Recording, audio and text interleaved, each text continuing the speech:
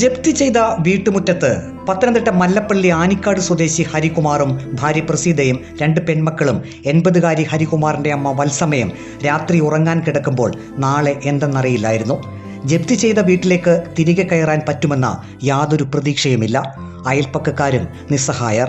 കഴിഞ്ഞ 6 ദിവസമായി ഒരു കുടുംബം ഇങ്ങനെ മുറ്റത്ത് കിടക്കുക എന്ന് പറയുന്നത് നമ്മളെ സംബന്ധിച്ച് ഒരിക്കലും നമുക്ക് ഉൾക്കൊള്ളാൻ പറ്റാത്തൊരവസ്ഥയാണ്. കാര്യം പ്രായപൂർത്തിയായ പെൺകുഞ്ഞുങ്ങളാണ് ഈ രാത്രി സമയത്ത് വഴിയരികിൽ ഇങ്ങനെ അവർ കട്ടിലിട്ട് കിടക്കുക എന്ന് പറയുന്നത് ഞങ്ങൾ ഒത്തിരി വേദനിക്കുന്നുണ്ട്. ഞങ്ങൾ അയൽവാസികൾ ഒത്തിരി വേദനിക്കും. കാര്യം ഞങ്ങൾക്കൊരു പരിമിതികളുണ്ട് ഇതിനകത്ത്. കാര്യം ഞങ്ങളും സാധാരണ കുടുംബത്തിലൊക്കെ ഉള്ളവരാണ്. ഞങ്ങൾക്ക് അവരെയൊന്നും അക്കോമഡേറ്റ് ചെയ്യാൻ പറ്റാത്തൊരവസ്ഥയൊക്കെയാണ്. പ്രത്യേകിച്ച് അമ്മയാണെങ്കിൽ എങ്ങോട്ടും മാറി താമസിക്കത്തില്ല എന്ന് പുള്ളിക്കാരി അവിടെ തന്നെ നിൽക്കുന്ന ഒരവസ്ഥയിലാണ്. അതുകൊണ്ട് അത് നമുക്ക് ഏറ്റവും പ്രയാസമാക്കുന്ന സംഭവമാണ്. ഇതുവരെ അവർക്ക് ആ തുകയൊന്നും കണ്ടെത്താൻ സാധിച്ചിട്ടില്ല.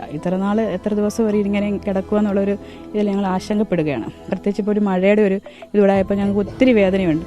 ചോർന്നൊലിക്കുന്ന വീടിന്റെ അറ്റകുറ്റപ്പണിക്കായാണ് ഈ കുടുംബം 8 സെന്റ് ഭൂമിയും വീടും ഈടുവെച്ച് 2 ലക്ഷം രൂപ മല്ലപ്പള്ളി കോഓപ്പറേറ്റീവ് ഹൗസിംഗ് സൊസൈറ്റിയിൽ നിന്നും വായ്പയെടുത്തത്. പറഞ്ഞ കാലാവധിക്കുള്ളിൽ വായ്പ തിരിച്ചടയ്ക്കാനായില്ല. ചെലന്തി വില പോണക്ക നമ്മുടെ നിയമങ്ങൾ. ചെറുപ്രാണികൾ പറ്റിയാൽ ചെലന്തിക്ക് ആഹാരമാണ്. വലിയ പ്രാണികൾ പല പൊട്ടിച്ചുകൊണ്ട് പോകും. നമ്മൾ കാണുന്ന സാമ്പത്തിക മേഖലയിലെ വ്യവസ്ഥകളും സംവിധാനങ്ങളും ഒക്കെ അങ്ങനെ തന്നെയാണ്. സാധാരണപ്പെട്ട മറ്റ് സഹായങ്ങളോ മറ്റ് സംവിധാനങ്ങളോ ഉപയോഗിക്കാൻ ശേഷിയില്ലാത്ത ആളുകളുടെ മുന്നിൽ നിയമം ശക്തമായി രൂപപ്പെടാറുണ്ട്. അല്ലാത്തവരുടെ മുന്നിൽ പലപ്പോഴും ഭയന്ന് കാണുന്നുണ്ട്. ഈ കോപ്പറേറ്റീവ് ബാങ്കുകൾ സംവിധാനങ്ങളിലൊക്കെ നമ്മൾ പലപ്പോഴും കാണുന്ന രംഗങ്ങളാണ്. ഇപ്പോൾ സാധാരണ പൗരനെ കൂടെ ഒന്ന് പരിഗണിക്കുന്ന ഒരു സാഹചര്യം ഭരണ സംവിധാനങ്ങളുടെ മേഖലകളിൽ നിന്നും സാമൂഹ്യ മേഖലയിൽ നിന്നും ഉയരേണ്ടതാണ്. വീട്ടുമുറ്റത്ത് അന്തിയുറങ്ങേണ്ടി വന്ന ഈ കുടുംബത്തിന്റെ രാത്രിയിലെ നിസ്സഹായാവസ്ഥ റിപ്പോർട്ടർ TV റിപ്പോർട്ട് ചെയ്തിരുന്നു. നേരം പുലർന്നപ്പോൾ സഹായഹസ്തവുമായി സേവാഭാരതി പ്രവർത്തകരെത്തി.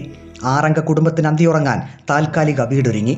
ഹൗസിംഗ് സൊസൈറ്റി അധികൃതരുമായി വിഷയം ചർച്ച ചെയ്തതായും വീട് വീണ്ടെടുക്കുന്നതിനുള്ള സഹായം സേവാഭാരതിയുടെ നേതൃത്വത്തിൽ നൽകുമെന്നും RSS ജില്ലാ പ്രചാർ പ്രമുഖ് അരുൺ മോഹൻ അറിയിച്ചു. ഇപ്പോൾ ആ ഒരു കുടുംബത്തിന്റെ വിഷയത്തിൽ സേവാഭാരതി ഏതു തരത്തിലുള്ള ഇടപെടലാണ് ഇന്ന് നടത്തിയത്? സേവാഭാരതി ഇന്ന് രാവിലെ അവരെ ഒരു വീട്ടിലേക്ക് മാറ്റി. പൂർണ്ണ അടച്ചുറപ്പുള്ള ഒരു വീട്ടിലേക്ക് ആദ്യം. കാര്യം പ്രായപൂർത്തിയായ പെൺകുട്ടികളുമായിട്ട് ഉള്ള ഒരു കുടുംബമാണ്. അവർക്കൊരു ഷെൽട്ടർ ഉണ്ടാക്കി കൊടുക്കുക ഏറ്റവും അടിസ്ഥാനപരമായ കാര്യം. ഇപ്പോൾ ഒരു അടച്ചുറപ്പുള്ള ഒരു വീട് ഉണ്ടാകുക എന്നുള്ള അടിസ്ഥാനത്തില് അവരിപ്പോ താമസിക്കുന്ന വീടിന്റെ അവിടെ ഒരു ജസ്റ്റ് ഒരു 4 കിലോമീറ്റർ മാറി ഒരു വീട്ടില് അവരെ ഇന്ന് രാവിലെ അവരുടെ പൂർണ്ണമായിട്ട് വീട്ടിലെ സാമഗ്രികളും എല്ലാം അവരെ അങ്ങോട്ടേക്ക് ഷിഫ്റ്റ് ചെയ്യാണ് ഇന്ന് ചെയ്തത്. ഇനി ബാങ്ക് ഇന്ന് അത് കൂടാതെ തന്നെ ഇന്ന് തന്നെ സേവാഭാരതിയുടെ ആനിക്കാട് പഞ്ചായത്ത് കമ്മിറ്റിയുടെ ഭാരവാഹികള് ബാങ്കുമായി ബന്ധപ്പെട്ടിട്ട് ഇനി അടയ്ക്കാനുള്ള എമൗണ്ടിനെ സംബന്ധിച്ച് കൃത്യമായ ഒരു രൂപരേഖ നമുക്കുണ്ട്.